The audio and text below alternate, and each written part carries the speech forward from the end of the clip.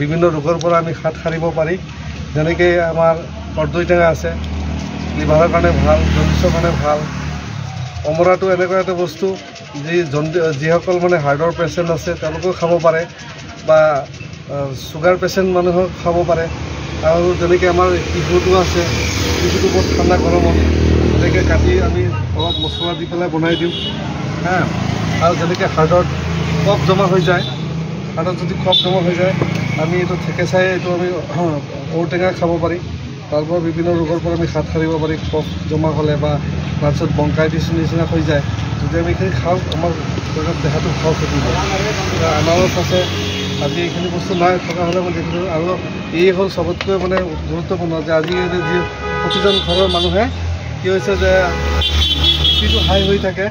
এইটো মছলাৰ লগত আমি যেতিয়া দিওঁ ইয়াত এইটো ইমলি মানে তেতেলী বুলি কোৱা হয় এইটো তেতেলীটো মই অলপ দিওঁ যাতে কাৰোবাৰ বিপিটো হাই নহয়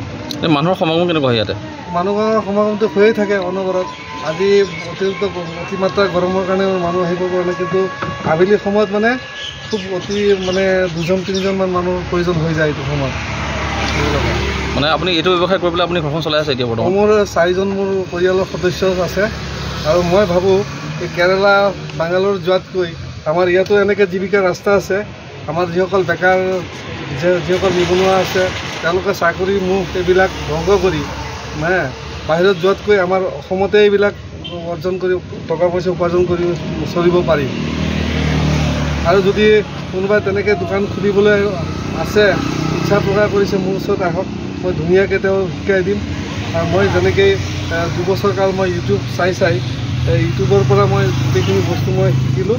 সেই তেনেকৈ মই এতিয়া কোনোবাই যদি ক'ৰবাত ইয়াত কলেজৰ সন্মুখত বা টাউন এৰিয়াত কোনোবা দোকান খুলিব বিচাৰে মোৰ ওচৰত আহিব মই ধুনীয়াকৈ বুজাই দিম কম খৰচত কম টকাৰ ভিতৰত